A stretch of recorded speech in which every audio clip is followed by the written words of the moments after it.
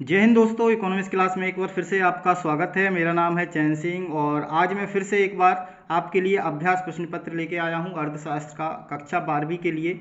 आज इसे हम हल करेंगे और समझेंगे कि परीक्षा में किस प्रकार के प्रश्न पूछे जाते हैं, किस प्रकार से हमें उनका जवाब लिखना है।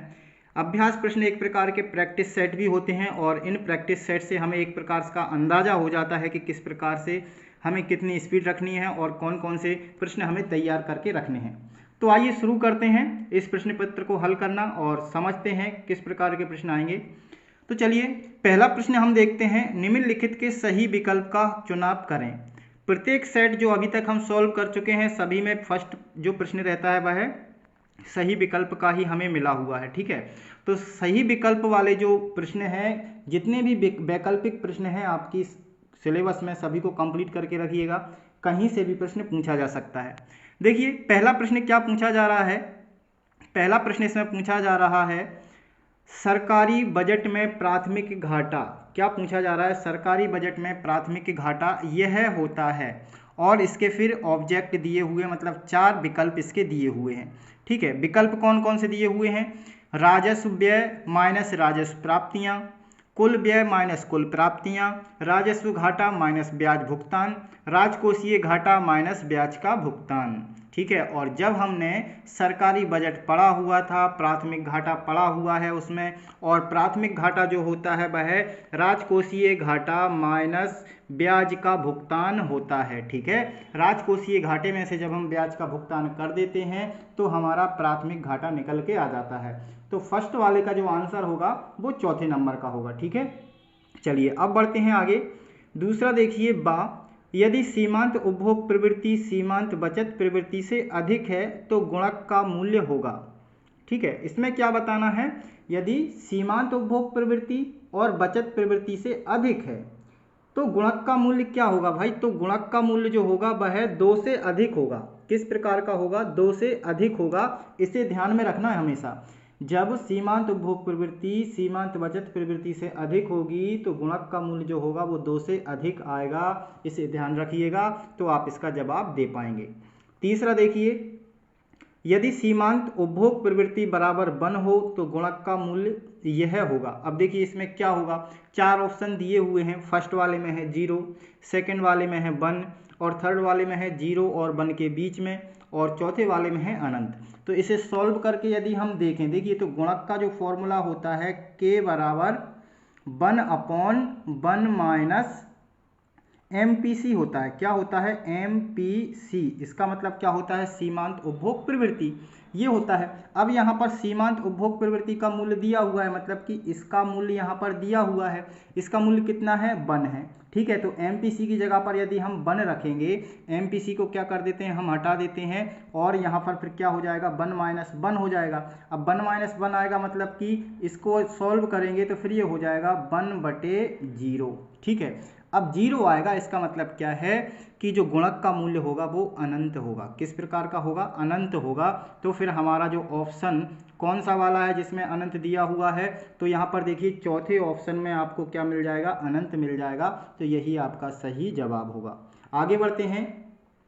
रिजर्व बैंक ऑफ इंडिया ने कार्य करना प्रारंभ किया। भाई कब से कार्य करना प्रारंभ किया? ये चीज़ मैंने आपको चिल्ला कर बताई हुई है, आपने ध्यान रखा है तो बहुत अच्छी बात है। ऑप्शन थर्ड इसका राइट आंसर होगा, इसे आपको ध्यान में रखना है। ठीक है दोस्तों, चलिए आगे बढ़ते हैं। मांग जमाओं में शामिल है। मांग जमाओं भाई क्या क्या शामिल है? देखिए 4 ऑप्शन दिए हुए हैं। बचत खाता जमाएं और सावधि जमाएं, बचत खाता जमाएं और चालू खाता जमाएं, इसके बाद चालू खाता जमाएं और सावधि जमाएं और सभी प्रकार की जमाएं। तो इसमें आपका जो राइट आंसर होगा दोस्तों ये होगा ऑप्शन नंबर 2। इसे आप टिक करके रखिएगा। ठीक है, कौन सा होगा? ऑप्शन नंबर 2 इसका सही जवाब होगा। ठीक है, बचत खाता जमाएं और चालू खाता जमाएं हो जाती हैं शामिल, तो वो हो जाती हैं मांग जमाओं में शामिल। ठीक है, चलिए अब बढ़ते हैं आगे। आपके ये वैकल्पिक प्रश्न कंप्लीट हो गए हैं। अब देखिए दूसरा प्रश्न क्या है? दूसरा प्रश्न है रिक्त स्थानों की पूर्ति कीजिए। इसमें हमें खाली स्थान दिए हुए हैं और खाली स्थान पर हमें उचित शब्द भरना है। जो हमने पढ़े हुए हैं सब वही पूछे जाते हैं, और यदि आपने ठीक तरीके से पढ़ा हुआ है, समझा हुआ है चैप्टर को, तो आप आसानी से इनको कर सकते हैं। पहला देखिए क्या है कृषि को डैश डैश डैश डैश क्षेत्र में शामिल किया जाता है। तो भाई किस क्षेत्र में शामिल किया जाता है कृषि को? तो कृषि को जो है प्राथमिक क्षेत्र में शामिल किया जाता है। बस यही तो हमारा जवाब हो जाएगा इसका, यही इसमें हमें भरना है। क्या आ जाएगा? प्राथमिक क्षेत्र। ठीक है, इसे आप ठीक तरीके से कर लीजिए। मैं दोस्तों मोबाइल से वीडियो बनाता हूँ और मोबाइल से ही आपको समझाता हूँ। अभी इतने संसाधन मेरे पास है नहीं कि मैं आपको डिजिटल बोर्ड पे बता सकूं।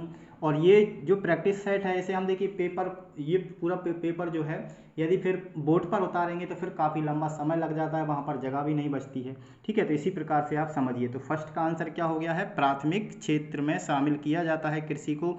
इसे आप नोट करके रख लीजिए। आप नोट्स तैयार करते जाइए तो सारा आपका कंप्लीट हो जाएगा। इसके बाद देखिए दूसरा वाला है, न्यूनतम समर्थन मूल्य डैश डैश डैश द्वारा निर्धारित होता है। भाई न्यूनतम समर्थन मूल्य या अधिकतम समर्थन मूल्य किसके द्वारा निर्धारित होता है? सरकार के द्वारा निर्धारित होता है। तो सेकंड वाले में क्या भरा जाएगा? सरकार भरा जाएगा। ठीक है, सेकंड वाले में क्या आ जाएगा? सरकार आ जाएगा और यही आपका जवाब होगा।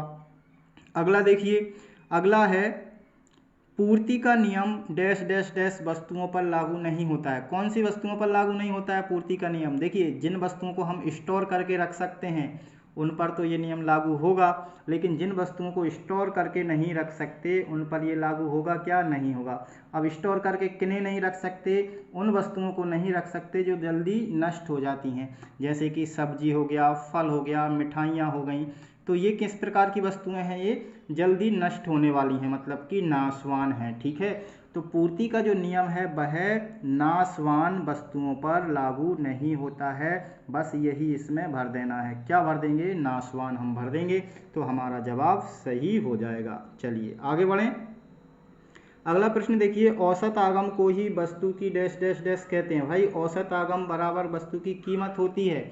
ये न्यूनतम कीमत होती है वस्तु की, तो इसमें क्या भर जाएगा? कीमत भर जाएगा। बस यही चीज़ तो हमें ध्यान में रखनी है। सारी चीज़ें हम पढ़ चुके हैं, बस छोटी छोटी बातें हैं जो हम ध्यान में नहीं रखते हैं और वही चीज़ें परीक्षा में पूछ ली जाती हैं। ठीक है, तो इसमें क्या भर जाएगा? चौथे वाले में औसत आगम को ही वस्तु की कीमत भी कहते हैं। ठीक है दोस्तों, चलिए आगे बढ़ें। अगला है उत्पादन के साधन डैश डैश डैश होते हैं। भाई 5 होते हैं, हमने आराम से पढ़ा हुआ है, सब चीज़ें पढ़ी हुई हैं। उत्पादन के 5 साधन होते हैं। कौन कौन से? भूमि पूंजी, श्रम, संगठन और साहस। ये 5 हैं। क्या है? ये संसाधन है। ये चीज़ हमने पढ़ी हुई है। चलिए, तो इसे आप नोट करके रखिए। पूरे हमें तो नहीं भरना है, हमें सिर्फ कितना बताना है कि 5 हैं। ठीक है, यही चीज़ हम इसमें लिखेंगे रिक्त स्थान में कि उत्पादन के साधन 5 होते हैं। ठीक है, चलिए अब बढ़ते हैं आगे। तीसरा प्रश्न देखिए, तीसरा प्रश्न क्या पूछ रहा है? तीसरा प्रश्न पूछ रहा है निम्नलिखित कथनों में से सत्य असत्य बताइए। भाई जो आपको सेंटेंस दिए जा रहे हैं उनमें हमें बताना है कौन सा सही है, कौन सा गलत है, या फिर कौन सा सत्य है या कौन सा असत्य है। ठीक है, यदि देखिए प्रश्न में सत्य असत्य लिख के आता है तो फिर आपको सत्य असत्य ही लिखना पड़ेगा, और आपको सही गलत लिख के आता है तो फिर आप राइट का निशान भी या फिर क्रॉस का निशान भी लगा सकते हैं। यहाँ पर सत्य असत्य पूछा जा रहा है, लेकिन मैं यहाँ पर राइट का निशान लगाऊंगा। जो सही होगा, जो सत्य होगा उसके लिए राइट, और जो गलत होगा उसके लिए क्रॉस, यानी कि जो असत्य होगा उसके लिए मैं क्रॉस का निशान प्रयोग करूंगा। ये चीज़ आप ध्यान में रखना है। जहाँ मैं राइट का निशान लगाऊंगा वहाँ पर आपको सत्य लिखना है। ठीक है, पहला है उत्पत्ति ह्रास नियम एक सर्वव्यापी नियम है। बिल्कुल सही है। कैसा है? सर्वव्यापी नियम है। तो पहला हमारा क्या हो गया है? सत्य हो गया है। ठीक है, दूसरा देखिए, साम्य की अवस्था में एक फर्म को अधिकतम लाभ प्राप्त होते हैं। बिल्कुल होते हैं। जब फर्म संतुलन की स्थिति में होती है तो उसे अधिकतम लाभ प्राप्त होते हैं। तो दूसरा भी हमारा सत्य है। अब तीसरा देखिए, सेवाओं को संग्रहित किया जा सकता है। सेवाओं को संग्रहित किया जा सकता है। डॉक्टर की सेवा को संग्रहित कर सकते हैं क्या हम? ये सोच सकते हैं कि नहीं भाई हमें आपका इलाज दे दो, आगे हम बीमार होंगे तो उसका प्रयोग कर लेंगे, ऐसा संभव नहीं है। तो जो सेवाएं हैं उसे हम स्टोर करके नहीं रख सकते, संग्रहित नहीं कर सकते। तो पहले तीसरे वाले का क्या हो जाएगा? गलत हो जाएगा। ठीक है, असत्य हो जाएगा। ये तीसरे वाले का है दोस्तों, इसे आप ध्यान में रखना। ठीक है, ये तीसरे वाले का है। चलिए अब बढ़ते हैं आगे। लॉटरी से आय राष्ट्रीय आय का हिस्सा है? नहीं है। ठीक है, क्योंकि इसके लिए कोई काम नहीं किया जाता, इसलिए ये भी नहीं है। तो ये भी क्या हो जाएगा? गलत हो जाएगा। तो 2 ऊपर के हमारे सत्य हो गए हैं और 2 नीचे के असत्य हो गए हैं। 5वां और देख लेते हैं, शुद्ध निर्यात समग्र मांग का घटक नहीं होता है। भाई घटक तो होता है, लेकिन इसमें कहा जा रहा है नहीं होता है, तो फिर ये क्या हो जाएगा, ये भी गलत हो जाएगा। तो 5वां भी हमारा असत्य हो जाएगा। इसमें से 2 सत्य हैं और 3 असत्य हैं। इन सारी चीज़ों को आप नोट करके रखते जाइए, ठीक है। चलिए अब बढ़ते हैं आगे और अगला प्रश्न देखिए। अगला प्रश्न क्या पूछ रहा है, अगला प्रश्न पूछा जा रहा है, निम्नलिखित प्रश्नों के एक शब्द में उत्तर लिखिए। एक शब्द में हमें जवाब देना, ये 3 शब्द में भी हो सकते हैं, ठीक है, लेकिन एक शब्द का जवाब इसमें माना जाता है। तो हम लिख सकते हैं, उसमें हमारा गलत नहीं होगा। यदि एक शब्द में लिखा रहा है तो हम एक शब्द में भी लिख सकते हैं, और यदि 2 शब्दों में लिखा रहा है 2 शब्दों में भी लिख सकते हैं, ठीक है। पहला देखिए, पहला क्या पूछा जा रहा है, फर्स्ट वाला है, आय के साम्य स्तर पर प्रत्याशित बचत किसके बराबर होती है। किसके बराबर होती है भाई, प्रत्याशित जो बचत होती है वह प्रत्याशित निवेश के बराबर होगी। पहले का आंसर क्या होगा, प्रत्याशित निवेश, ठीक है। इसे आप नोट करके रखिए, ये मैंने लिख दिया है, प्रत्याशित निवेश के बराबर होगी, ठीक है। किसके बराबर होगी, प्रत्याशित निवेश के बराबर, ठीक है। ये हमारा फर्स्ट वाले का आंसर हो गया है। चलिए प्रत्याशित निवेश नोट कर लीजिएगा। अगला देखिए, अगला क्या है, अगला पूछा जा रहा है, पूर्ति अपने लिए स्वयं ही क्या उत्पन्न कर लेती है। तो जब हमने परंपरावादी रोजगार सिद्धांत पढ़ा हुआ था उसमें हमने समझा हुआ था कि जो पूर्ति है वह स्वयं ही अपनी मांग उत्पन्न कर लेती है। क्या उत्पन्न कर लेती है, मांग। सेकंड वाले का आंसर क्या हो जाएगा, मांग हो जाएगा, ठीक है दोस्तों। अब बढ़ते हैं आगे।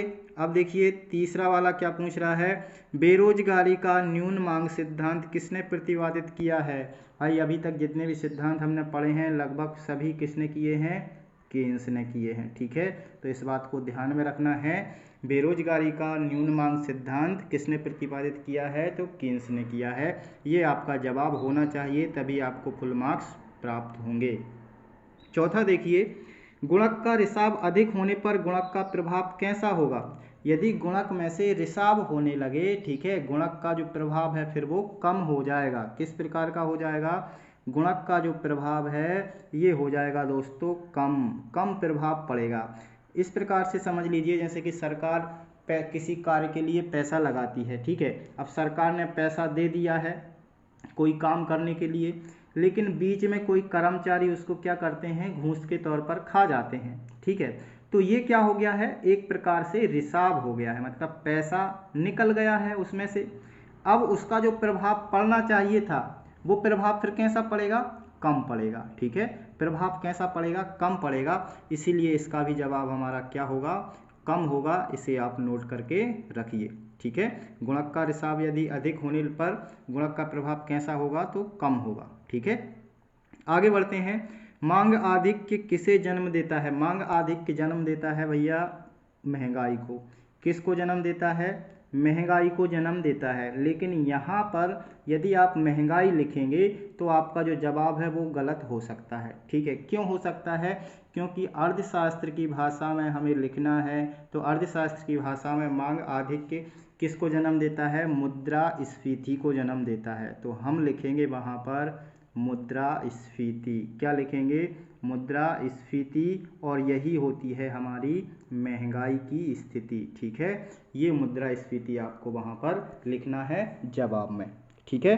अब हम बढ़ते हैं आगे। आगे देखिए कौन सा प्रश्न आपसे पूछा जा रहा है।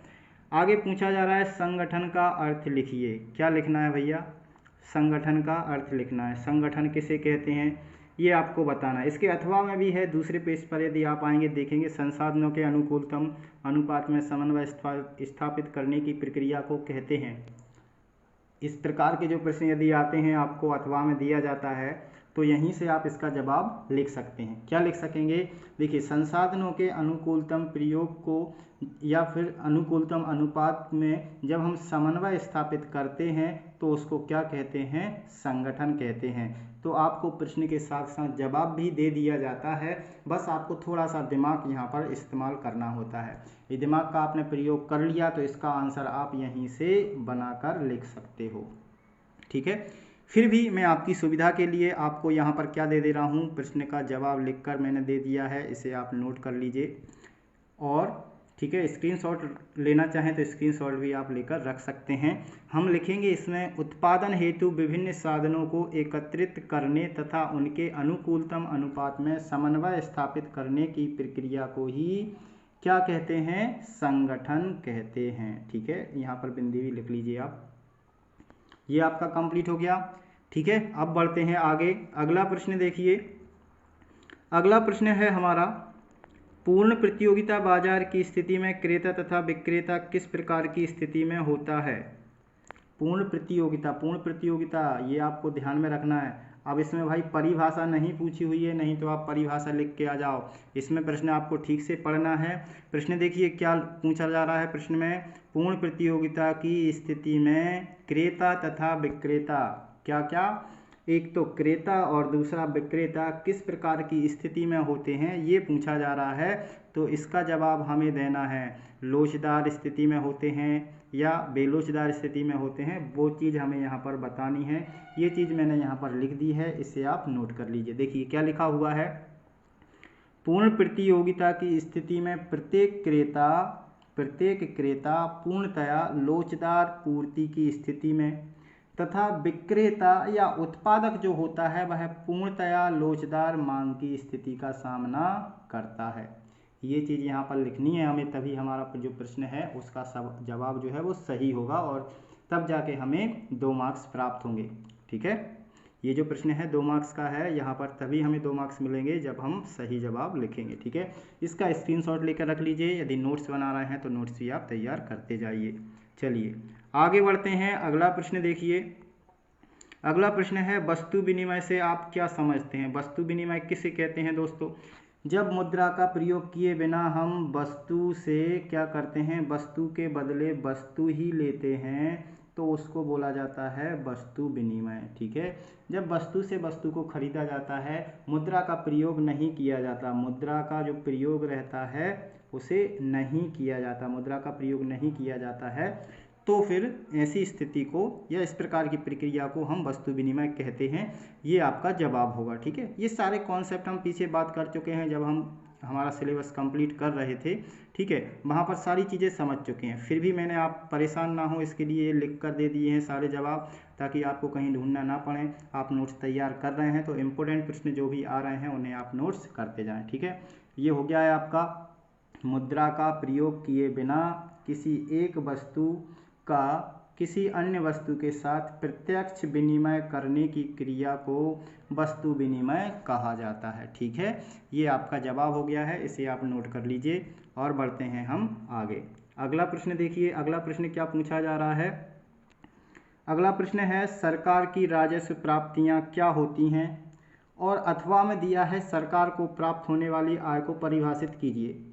दोनों का सेम ही है। देखिए आंसर दोनों का एक ही होगा, बस आपसे पूछ लिया गया है कि आपने किस प्रकार से पढ़ा है। आपने सरकार की राजस्व प्राप्तियां पढ़ी हैं या सरकार को प्राप्त होने वाली आय को पढ़ा है, तो उसे आप परिभाषित कर सकते हैं। यदि आपने इस प्रकार से पढ़ा है तो आप इस प्रकार से भी जवाब दीजिए, और यदि आपने इस प्रकार से पढ़ा हुआ है तो भी जवाब आपको एक ही लिखना है। ठीक है, यही चीज़ हमने पढ़ी हुई है भाई। सरकार की प्राप्तियां क्या होती हैं, राजस्व प्राप्तियां वह प्राप्तियां होती हैं, कौन सी प्राप्तियां, जिनसे सरकार की परिसंपत्तियों में वृद्धि होती है तथा किसी प्रकार की देनदारी उत्पन्न नहीं होती। ठीक है, ये चीज़ हमें यहाँ पर लिखना है। ये जो इसकी विशेषताएं हैं इसी को ही हम परिभाषा में लिख सकते हैं। ये इसका आंसर हो गया। राजस्व प्राप्तियां सरकार की वे प्राप्तियां होती हैं जिनसे सरकार की परिसंपत्तियों में वृद्धि होती है तथा इन प्राप्तियों से सरकार के दायित्वों में वृद्धि नहीं होती है। ठीक है, इतना आप लिख देंगे तो परिभाषा आपकी कंप्लीट हो जाएगी, आपका आंसर भी कंप्लीट हो जाएगा। इसे आप नोट कर लीजिए या फिर स्क्रीनशॉट लेकर रख लीजिए। अब हम बढ़ते हैं आगे। ठीक है, देखिए मैंने जो आंसर है वो पहले नोट कर लिए हैं कि मुझे किस किस का नोट करके देना है, ताकि आप परेशान ना हो, इसलिए मैंने रफ कॉपी पर पहले उसको बना लिए, आंसर बना लिए, उसके बाद फ़ोटो मैंने यहाँ पर ऐड कर लिए ताकि मैं आपको दिखा सकूँ। अब बढ़ते हैं हम आगे। गुणक का सूत्र लिखिए। यहाँ पर क्या बताना है, गुणक का सूत्र हमें बताना है। तो गुणक हमने पढ़ा हुआ है, के बराबर हमने देखा हुआ था, के बराबर क्या होता है, वही सूत्र यहाँ पर हमें बताना है दोस्तों। ठीक है, तो गुणक का सूत्र ये आप इस प्रकार से लिखेंगे तो आपका आंसर बिल्कुल सही होगा। और यदि आप डायरेक्ट सूत्र लिखेंगे तो फिर थोड़ा सा मार्क्स आपको फुल नहीं मिल पाएगा। जैसे ये 2 मार्क्स का यदि प्रश्न है तो 2 में से आपको 1 मार्क्स ही मिलेगा। यदि आपने इतना लिखा तो आपको 1 मार्क्स मिलेगा, और यदि आपने जितना लिखा हुआ है आंसर में पूरा लिखा तो 2 में से 2 फुल मार्क्स आपको प्राप्त होंगे। ठीक है, तो उम्मीद करता हूँ कि मैं आप इसी प्रकार से लिखें ताकि आपको पूरे मार्क्स प्राप्त हों। ठीक है, हम क्या लिख सकते हैं, गुणक का सूत्र हम निम्न प्रकार से लिख सकते हैं, कुल आय में वृद्धि जो होती है वो गुणक गुणा विनियोग में वृद्धि के कारण होती है। जो हम निवेश करते हैं तो निवेश के परिणाम स्वरूप आय में कितने गुणा वृद्धि हुई है गुणक उसे प्रदर्शित करता है। अब इस सूत्र को यदि हम हल कर देंगे तो इस प्रकार से निकल के आएगा। देखिए के को आप इसी तरफ रखिए और ये जो यहाँ पर गुणा में है इसको इस साइड लेके आएंगे तो ये किस में हो जाएगा, फिर भाग में हो जाएगा, यहाँ बाय बटे आई हो जाएगा। ठीक है, अब देखिए यहाँ पर हम परिवर्तन को लेते हैं, कितने गुणा परिवर्तन हुआ है, मतलब कि निवेश में वृद्धि, निवेश में वृद्धि क्या हो रही है, डेल्टा क्या प्रेजेंट कर रहा है, परिवर्तन को प्रेजेंट कर रहा है। तो उसके परिणाम स्वरूप के मतलब कि कितना गुणा आय में वृद्धि हुई है, तो वो यहाँ पर डेल्टा बाय जो है वो आय में परिवर्तन दिखा रहा है। ठीक है, अब ये इस आई को हम इस तरफ ले गए हैं तो हमारा फिर जो सूत्र निकल के आएगा वो किस प्रकार का निकल के आएगा, के बराबर हमारा हो जाएगा डेल्टा बाय बटे डेल्टा आई, ये हमारा सूत्र हो जाएगा और यही गुणक का सूत्र होता है। इसे आप इस प्रकार से लिखिए, आपके 2 मार्क्स कंप्लीट यहाँ पर हो जाते हैं। चलिए अब हम बढ़ते हैं आगे, अगला प्रश्न देखिए। अगला प्रश्न है औसत लागत क्या होती है व्याख्या कीजिए, या फिर औसत स्थिर लागत तथा औसत परिवर्तनशील लागत क्या होती हैं समझाइए। अब यहाँ पर एक चीज़ ध्यान में रखना दोस्तों, यहाँ पर देखिए क्या पूछा गया है, औसत लागत क्या होती है व्याख्या कीजिए, हमें व्याख्या करना है। अब औसत लागतों के अंतर्गत औसत स्थिर लागत भी आती है, औसत परिवर्तनशील लागत भी आती है, ये दोनों लागतें आती हैं। इसका मतलब कि इसका हमें विस्तृत आंसर लिखना है, मतलब कि आंसर जो लिखना है हमें ज़्यादा में लिखना है, बड़ी मात्रा में लिखना है, अधिक शब्दों में लिखना है, तब हमें फुल मार्क्स प्राप्त होंगे। और यहाँ से यदि देखेंगे तो हम जो है साइज बढ़ गई है, मतलब कि प्रत्येक प्रश्न कितने का हो गया है, अब 3 का हो गया है। अधिक शब्दों में लिखना है मतलब कि 3 का हो गया है। ठीक, अब चलिए इसका जवाब मैंने आपको लिख कर दे दिया है ताकि आप परेशान ना हो, कहीं आपको ढूंढना ना पड़े। क्या बताना है हमें, औसत लागतें बतानी है। ठीक है, तो ये औसत लागतें हमें इस प्रकार से इसका जवाब देना है। थोड़ा सा मैं फुल कर देता हूँ ताकि आप नोट कर सकें और स्क्रीनशॉट ले सकें। पहले हम बताएंगे कि भाई औसत लागतें क्या होती हैं। ठीक है, क्योंकि हमें व्याख्या करनी है, दोनों चीज़ें ही बतानी है। दोनों चीज़ों के लिए देखिए मैंने दोनों चीज़ों का यहाँ पर जिक्र कर दिया है। औसत लागतें किसी वस्तु के उत्पादन की लागतें तथा उत्पादन का अनुपात होती हैं। ये 2 प्रकार की होती हैं, एक तो औसत स्थिर लागत, तो कुल स्थिर लागत को वस्तु की उत्पादित मात्रा से भाग देने पर औसत स्थिर लागत प्राप्त हो जाती है। और इसका सूत्र भी हम इस प्रकार से ये सूत्र लिख देंगे तो हमारा जवाब और अच्छा हो जाएगा। उसके बाद औसत परिवर्तनशील लागतें, औसत परिवर्तनशील लागतें कौन सी, कुल परिवर्तनशील लागतें जो होंगी उसको हम वस्तु की उत्पादित मात्रा से भाग दे देंगे तो हमें औसत परिवर्तनशील लागतें प्राप्त हो जाएंगी। और उसका जो सूत्र होगा वो इस प्रकार से आपको दिखाई देगा। ठीक है, मैंने ये हटा दिया है ताकि आप पूरा देख सकें। ठीक है, ये इसका सूत्र हो जाएगा, हमें कुछ नहीं करना है। यहाँ पर बस जो पहला हमने लिखा हुआ है उत्पादन का अनुपात होती है, उत्पादन की लागतें तथा उत्पादन का अनुपात होती हैं, बस इस चीज़ को हमें ध्यान में रखना है तो हमारा जवाब हम आसानी से लिख सकते हैं। ठीक है, इसका आप स्क्रीनशॉट ले लीजिए और नोट कर रहे हैं तो नोट कर लीजिए। अब हम बढ़ते हैं आगे, अगला प्रश्न देखते हैं। अगला प्रश्न है एक अर्थव्यवस्था संतुलन में है तो समग्र मांग का परिकलन कीजिए। यहाँ पर आप देखिए हमें क्या करना है, समग्र मांग निकालनी है। समग्र मांग क्या होती है, समग्र मांग का सूत्र हमने पढ़ा हुआ है, aggregate demand equal to C plus I, ये पढ़ा हुआ है दोस्तों। ठीक है, इसके बाद इसको यदि हम विस्तृत करते हैं तो ये क्या हो जाता है, एक तो हो जाता है सी, दूसरा हो जाता है सी बाय और फिर हो जाता है आई। ठीक है, यहाँ पर ये हो जाता है स्वायत्त उपभोग और ये हो जाता है प्रेरित उपभोग और यहाँ पर ये हो जाता है स्वायत्त निवेश। ठीक है, ये चीज़ ध्यान में है। अब देखिए ऊपर प्रश्न में दिया क्या क्या है, यदि हम गौर से देखें तो राष्ट्रीय आय दी हुई है, मतलब कि यहाँ पर हमारा ये जो बाय है ये भी दिया हुआ है, स्वायत्त उपभोग यानी कि सी दिया हुआ है, स्वायत्त निवेश मतलब कि ये दिया हुआ है, और सीमांत उपभोग प्रवृत्ति, सीमांत उपभोग प्रवृत्ति मतलब कि प्रेरित निवेश मतलब कि ये छोटा सा सी भी दिया हुआ है। सारी चीज़ें दी हुई हैं, हमें क्या करना है, बस फॉर्मूले में रख देना है और इसका आंसर हमें निकाल देना है। ठीक है, यदि हम इस प्रकार से इसको देखिए हल कर दें, यहीं पर हल करें तो क्या हो जाएगा, ये सबसे पहले ये आ जाएगा 1000 प्लस में हो जाएगा छोटा वाला सी मतलब कि 0.6 और ये गुणा में रहता है बाय के, तो बाय है यहाँ पर 1000 ये हो जाएगा, और यहाँ प्लस में हो जाएगा कितना, प्लस में हो जाएगा ये 200। 200 क्यों, क्योंकि ये प्रेरित निवेश है। मेरे पास यहाँ स्पेस थोड़ा कम है, ठीक है, मैं ये लिख कर आपको दे दूंगा। अब देखिए पूरा सारी चीज़ें यहाँ पर आ गई हैं। अब क्या करना है, सबसे पहले इसको हल कर लीजिए। इसका कितना हो जाएगा, ये हो जाएगा 600, कितना हो जाएगा 600। वैसे तो 6000 होगा, लेकिन एक आपका ये पॉइंट लगेगा दशमलव का, तो फिर कितना बचेगा, 600 बचेगा। अब हमारे पास कितना बचा है, 1000, 600 और 200, बस सबको जोड़ दीजिए। आपका आंसर कितना आ जाएगा, ये हो जाएगा 1600 और 200 1800, कितना आ जाएगा 1800 आपका आंसर आ जाएगा।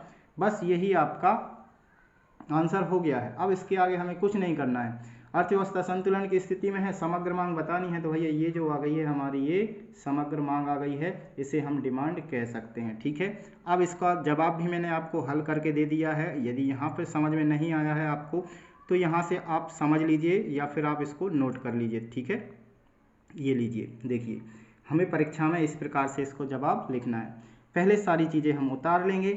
राष्ट्रीय आय दी हुई है, स्वायत्त उपभोग दिया है, स्वायत्त निवेश दिया है, और एमपीसी मतलब कि सीमांत उपभोग प्रवृत्ति दी हुई है।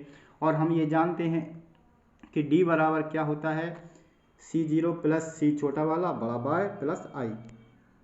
ये हो गया, सारी चीज़ें हम फॉर्मूले में फिट करेंगे, उसके बाद सभी को जोड़ देंगे तो हमारा आंसर 1800 आ जाएगा। चलिए आगे बढ़ते हैं, अगला प्रश्न देखते हैं, क्योंकि प्रश्न पत्र बड़ा है दोस्तों, सभी प्रश्नों को जिक्र करना बहुत ज़रूरी है, यदि कहीं छूट जाएगा और हमें टाइम बहुत ज़्यादा लग जाएगा। चलिए अब आगे बढ़ते हैं, ये कर लिया हमने। इसके बाद देखिए मांग में परिवर्तन कब आता है, तो मांग में परिवर्तन कब आता है दोस्तों, ये प्रश्न जो पूछा गया है यहाँ पर आपको देखिए ये चीज़ कल के जो सेट हमने चर्चा की थी जिस पर, उस पर भी ये बात आई थी, वहाँ पर भी ये पूछा गया था मांग में परिवर्तन या फिर पूर्ति में परिवर्तन, जिसे हम मांग में संकुचन और मांग में विस्तार कहते हैं, ये चीज़ कब आती है।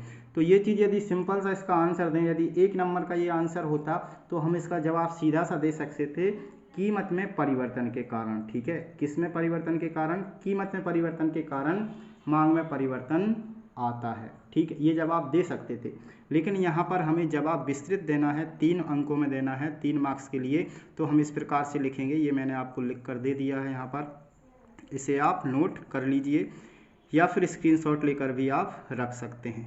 ठीक है, देखिए मांग में परिवर्तन कब आता है, मांग में परिवर्तन अन्य बातों के समान रहने पर। कौन सी अन्य बातें, सारी समान रहेंगी।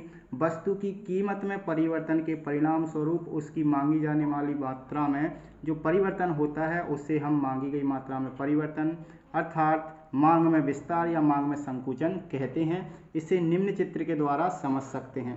ये हमने डायग्राम भी यहाँ पर बना दिया है, आप भी बना कराएंगे तो बहुत अच्छे मार्क्स आपको प्राप्त होंगे। ठीक है, यहाँ पर जो फर्स्ट वाला ग्राफ है ये क्या दिखा रहा है कि इसमें कोई परिवर्तन नहीं हुआ, लेकिन यहाँ पर परिवर्तन यदि कीमत में होता है, कीमत ऊपर जाती है या फिर नीचे आती है, तो फिर पूर्ति जो वस्तु की मांग है यानी कि वस्तु की मात्रा है उसमें भी परिवर्तन हमें दिखाई देगा। ठीक है, यदि कीमत कम हो जाएगी, P1 हो जाती है P से, तो यहाँ पर जो मांग है बढ़ जाएगी, और यदि कीमत बढ़ जाती है P2 पर पहुँच जाती है तो यहाँ पर मांग जो है घट जाएगी। ठीक है, यानी मांग जो है वो संकुचित हो जाएगी या फिर मांग का विस्तार हो जाएगा। इसका आपको जवाब लिखना है, इसे आप नोट कर लीजिए। चलिए अब बढ़ते हैं आगे, अगला प्रश्न देखिए। अगला प्रश्न क्या पूछा जा रहा है, वस्तुओं एवं सेवाओं में अंतर कीजिए। वस्तुओं एवं सेवाओं में अंतर हमें करना है। अब वस्तुओं और सेवाओं में अंतर किस प्रकार से करेंगे, वस्तुएं क्या होती हैं और सेवाएं क्या होती हैं ये हमें बताना है। तो ये मैंने अंतर कर दिया है। देखिए सिंपल है, बड़ा सिंपल है, आप एक बार पढ़ लेंगे तो आपको समझ में आ जाएगा। वस्तुएं तथा सेवाओं में जो प्रमुख अंतर हैं वो निम्नलिखित हैं।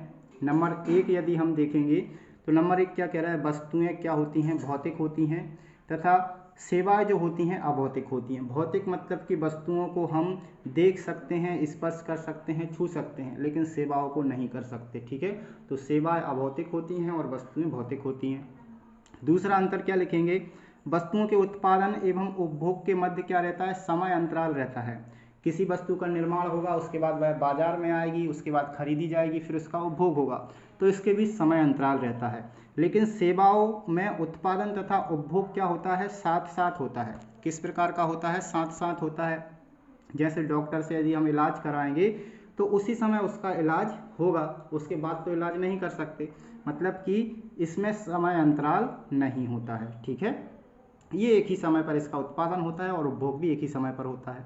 अगला वाला देखिए, अगला क्या लिखेंगे हम, वस्तुओं को हम संग्रहित कर सकते हैं, यानी वस्तुओं को जोड़कर रखा जा सकता है, हम आगे उनका प्रयोग कभी भी कर सकते हैं आवश्यकता अनुसार। लेकिन सेवाओं को हम संग्रहित नहीं कर सकते। यहाँ पर आपको दिखाई दे रहा होगा, सेवाओं को हम संग्रहित नहीं कर सकते, सेवाओं को जोड़कर नहीं रख सकते। डॉक्टर की सेवा को हम जोड़कर नहीं रख पाएंगे।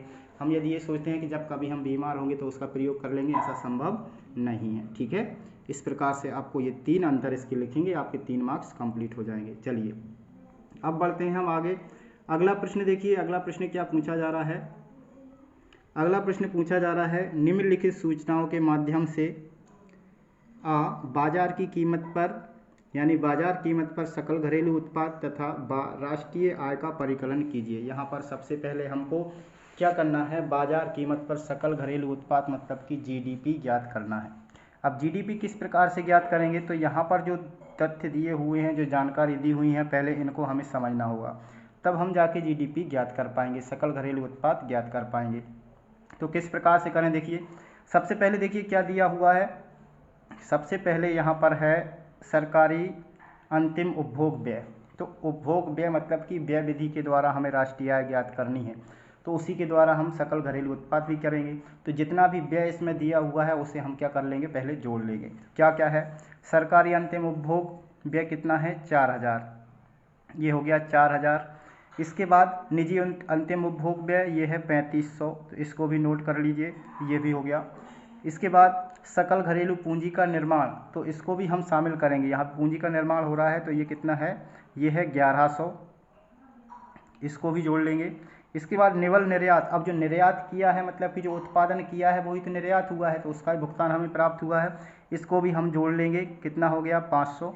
इसके बाद देखिए और क्या जोड़ सकते हैं, निवल निर्यात हमने कर लिया, विदेशों से निवल कारक आय नहीं जोड़ेंगे, अभी राष्ट्रीय आय ज्ञात करेंगे तब जोड़ेंगे। निवल प्रत्यक्ष कर ये घटाएंगे, लेकिन राष्ट्रीय आय ज्ञात करेंगे तब घटाएंगे। आर्थिक सहायता को जोड़ा जाता है, तो इसको भी हम बाद में करेंगे। स्टॉक में परिवर्तन, इसको अभी हम शामिल करेंगे। किसको, स्टॉक में परिवर्तन कितना है, 880, तो इसको यहाँ पर अभी हम शामिल करेंगे।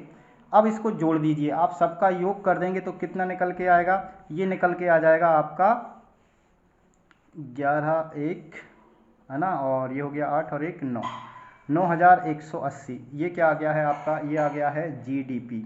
जीडीपी आया है, लेकिन किस पे आया है, मार्केट प्राइस पर, एमपी पर। इस प्रकार से हम लिखते हैं जीडीपी और नीचे लिख देते हैं एमपी, तो ये मार्केट प्राइस पर हमारा जीडीपी निकल के आ गया है। ठीक है, अब देखिए इसके बाद क्या करना है, राष्ट्रीय आय निकालना है। तो राष्ट्रीय आय के लिए क्या प्रोसेस होती है, जो हमारा सकल घरेलू उत्पाद होता है, जो हमारा सकल घरेलू उत्पाद होगा उससे हम राष्ट्रीय आय ज्ञात कर सकते हैं। अब देखिए यहाँ से आपको इसी प्रकार से, ये तो मैंने सिंपल सा आपको बता दिया कि किस प्रकार से आपको कौन कौन सी चीज़ों को क्या करना है, शामिल करना है। अब इसमें यहाँ पर मैं आपको ये सारा सॉल्व करके दे देता हूँ ताकि आपको कोई परेशानी ना हो। आप स्टेप बाय स्टेप परीक्षा में लिखिएगा ताकि सारी चीज़ें आप अच्छे से लिख सकें, और 8 नंबर का ये प्रश्न है, तो 8 में से 8 आपको प्राप्त हो सकें, ऐसा मैं सॉल्व करके मैंने दे दिया है। एक बार आपको समझा भी देता हूँ। ये है, इस प्रकार से आप इसे लिखिएगा। सबसे पहले जो जो चीज़ यहाँ पर दी हुई है, देखिए ये मार्केट प्राइस पर जीडीपी किस प्रकार से हमने निकाला है, ये यहाँ पर 9180 आपका जो आया था वो यहाँ पर आ गया है। अब इसके बाद हमें क्या करना है, राष्ट्रीय आय निकालना है। तो सबसे पहले ये जो जीडीपी आया है हमारा, ये मार्केट प्राइस पर है, इसे हम कन्वर्ट करेंगे पहले किस पर, शुद्ध इसको करेंगे, सकल घरेलू उत्पाद को पहले शुद्ध करेंगे। तो शुद्ध करने के लिए इसमें से डेप्रीसिएशन को हम माइनस कर देंगे। अब डेप्रीसिएशन देखिए ऊपर जो प्रश्न में आपको दिखाई दे रहा होगा उसमें क्या दिया हुआ है, अचल पूंजी का उपभोग। तो ये क्या है आपका, ये है डेप्रीसिएशन। यहाँ पर मूल्य ह्रास ना लिखकर क्या दे दिया है, अचल पूंजी का उपभोग दे दिया है। इसे जब हम माइनस कर देंगे तो फिर हमारा बचता है 9060 और ये हो जाता है हमारा शुद्ध घरेलू उत्पाद।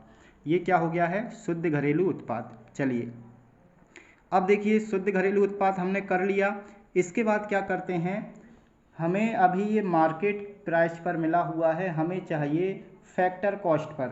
किस पर चाहिए, साधन लागत पर। और साधन लागत में कन्वर्ट करने के लिए क्या करते हैं, इसमें से जो इनडायरेक्ट टैक्स होते हैं, प्रत्यक्ष कर होते हैं, उन्हें घटा दिया जाता है और जो सब्सिडी होती है उसको जोड़ दिया जाता है। ठीक है, अब ये चीज़ करेंगे तो हमारे प्रत्यक्ष कर दिए हुए हैं 300 हम माइनस कर देंगे और जो सब्सिडी है, सब्सिडी मतलब कि अनुदान जो है वो दिया हुआ है 40, तो उसको हम जोड़ देंगे तो हमारा फिर निकल के आ जाएगा। इसे यदि हम सॉल्व कर देंगे तो ये आ जाएगा 8800।